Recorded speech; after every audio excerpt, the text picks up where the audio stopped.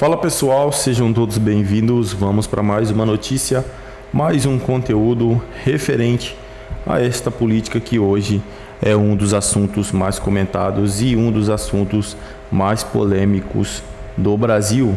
Vamos aqui com comentários do canal Revista Oeste, créditos totais ao canal do Revista Oeste na plataforma do YouTube. Link do canal oficial vai estar logo na descrição. Pessoal, já peço a vocês que se inscrevam, ativem o sininho de notificação e se puder deixar o seu like, vai nos ajudar muito aqui dentro da plataforma. E peço a vocês também, pessoal, que comentem de qual cidade vocês estão nos assistindo, que é para a gente saber de onde está vindo a nossa audiência.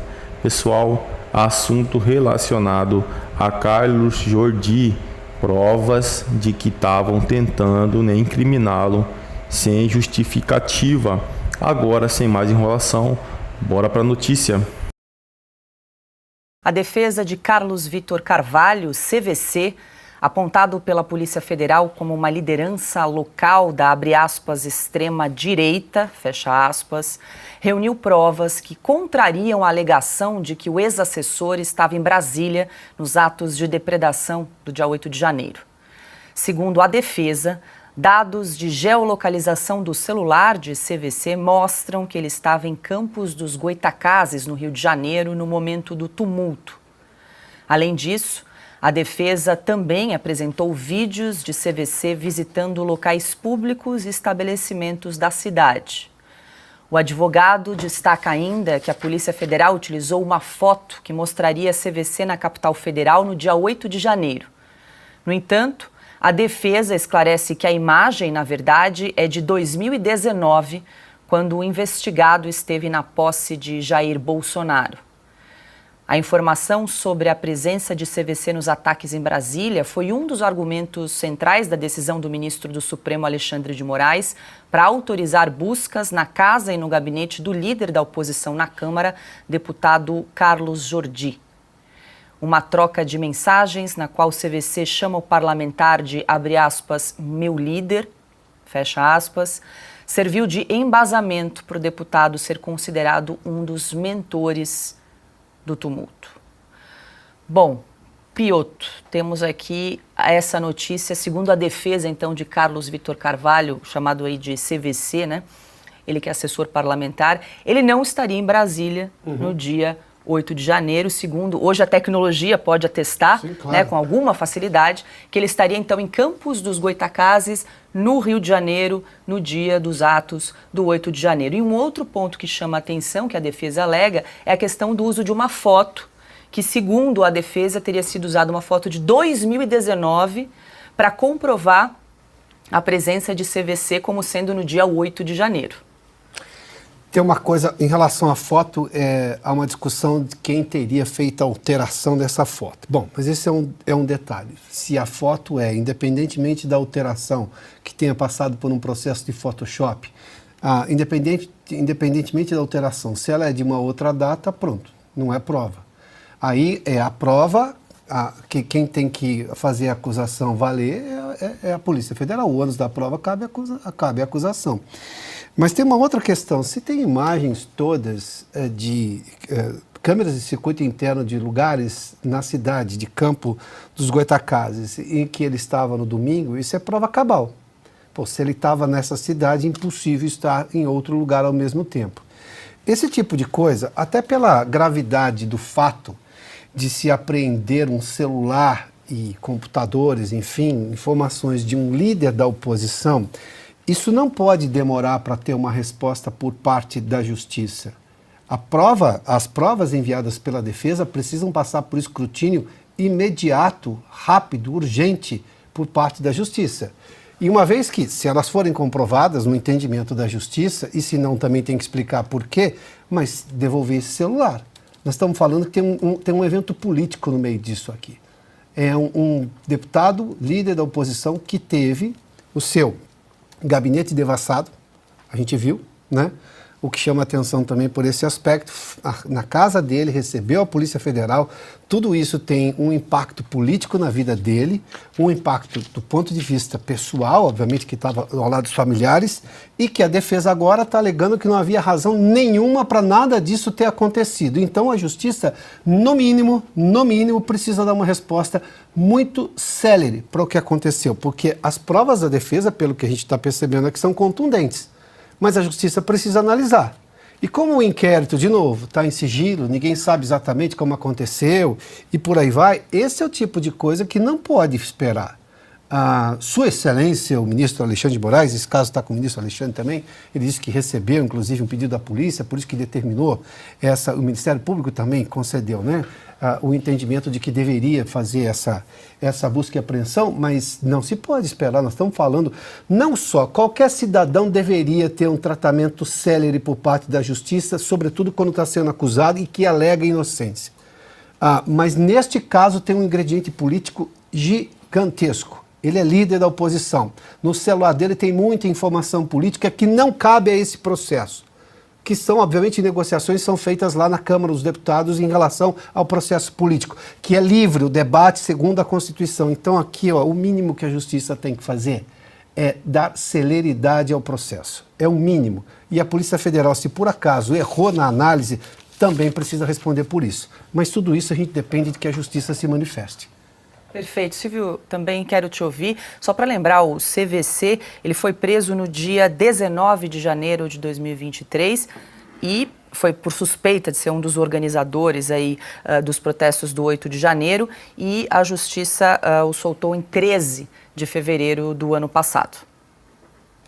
Paula, eu não conheço o CVC, né? Sei que é um funcionário da Assembleia Legislativa do Rio de Janeiro. Nós entrevistamos na semana passada o deputado federal Carlos Jordi, que lembrou da atuação política dele na região de Campos dos Goytacazes. Em relação à foto, eu acho que o Piotr disse muito bem, não cabe aqui a gente entrar em determinado aspecto técnico, mas sim se foi utilizado como prova, e se foi utilizado, foi empregado de forma equivocada, então o trabalho da Polícia Federal é precário, e isso chama muito atenção, porque eles estão debruçados no episódio do dia 8 de janeiro há mais de um ano. Aliás, esse foi um dos motivos pelo qual o ministro Alexandre de Moraes prorrogou o inquérito. Ele disse que a Polícia Federal queria mais tempo, inclusive para analisar o relatório da CPMI no Congresso Nacional. Portanto, eu acho que a Polícia Federal, depois de um ano, cometer esse tipo de erro primário, precário, seria algo grave. Mas vamos deixar o aspecto técnico de lado. Em relação à geolocalização, isso é algo absolutamente comum em qualquer tipo de investigação.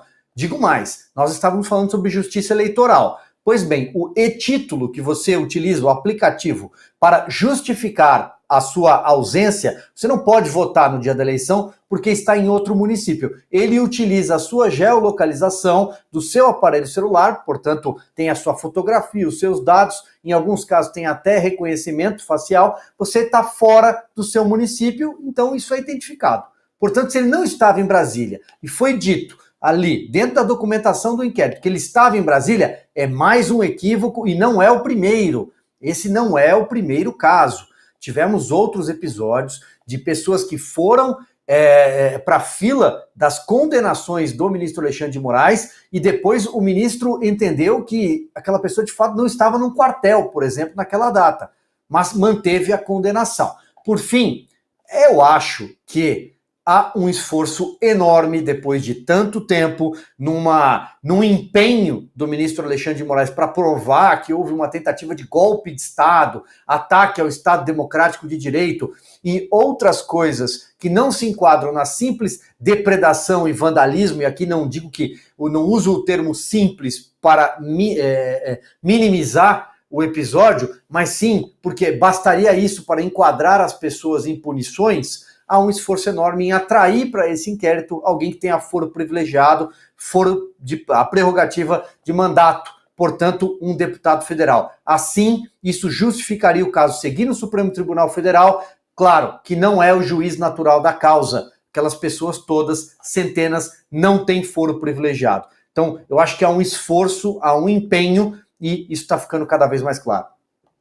Perfeito, Ana, eu quero trazer aqui um registro que inclusive foi publicado no site da Revista Oeste a respeito do caso, como a Polícia Federal então embasou a participação e a prisão do CVC nos atos do 8 de janeiro. Aspas aqui então para a Polícia Federal.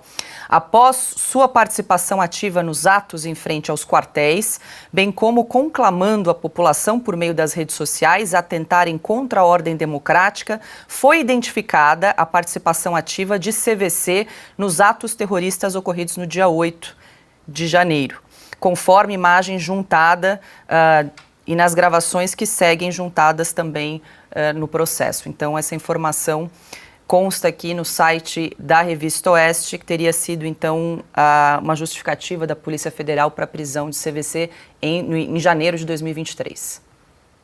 A Polícia Federal já está usando a palavra atos terroristas. Interessante isso, bem interessante. Agora, se ele não estava, né, se o pivô dessa operação toda contra Jordi não estava em Brasília, peraí, Paula, isso não é fake news, não?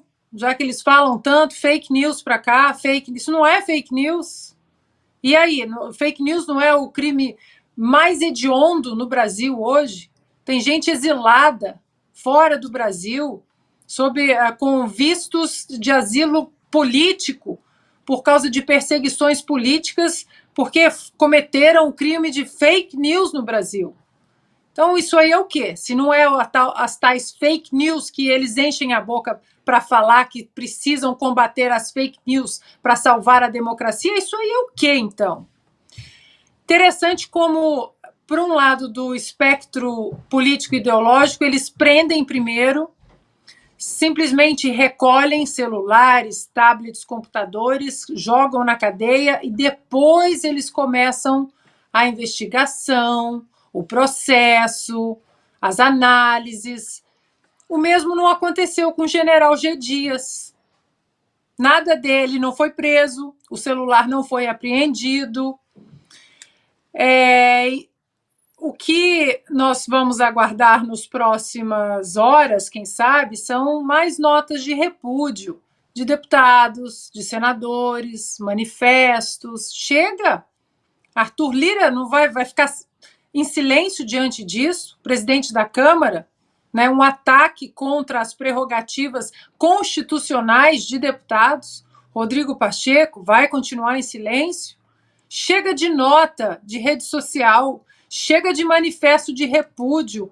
Ajam ao arrepio da lei, republicanamente, constitucionalmente, mas ajam ali no Congresso. Agora, Paulo... É isso aí, pessoal. Cara, o problema é isso.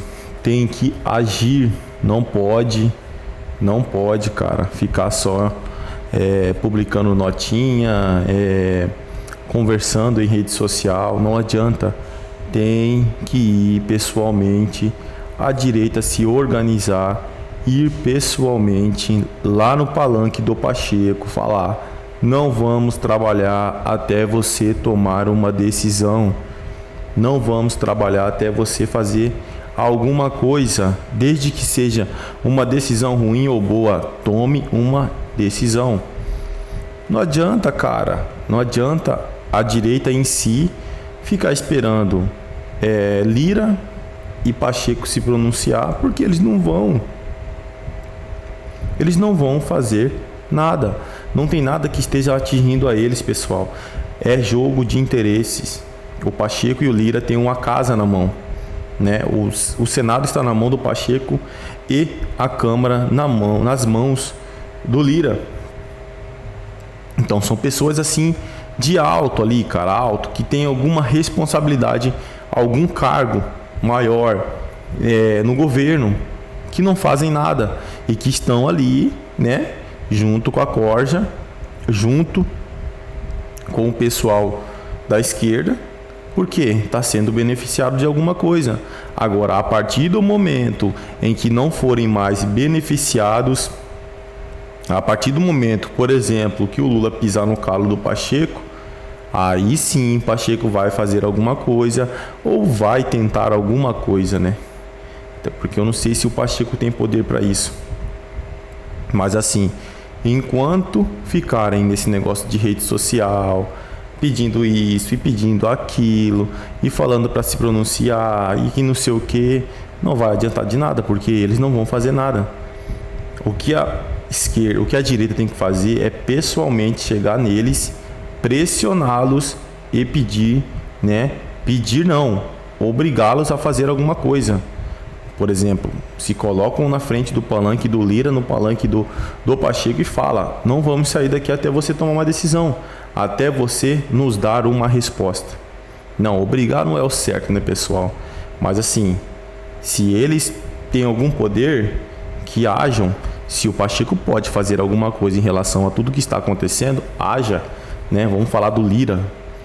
Lira que estava sumido, né, pessoal? Agora envolvendo o Carlos Jordi é diretamente com a Câmara, é diretamente com o Lira. Então, espera-se que ele faça alguma coisa, mas enquanto, né, a direita ficar esperando a visita do Papai Noel, a visita do Lira, o Lira vai agir a qualquer momento. Não vai acontecer nada. É isso aí, pessoal. Agradeço a vocês pela companhia. Já peço que se inscrevam no canal, ativem o sininho de notificação e se puder deixar o seu gostei, vai nos ajudar muito aqui dentro da plataforma. Desde já agradeço. Valeu!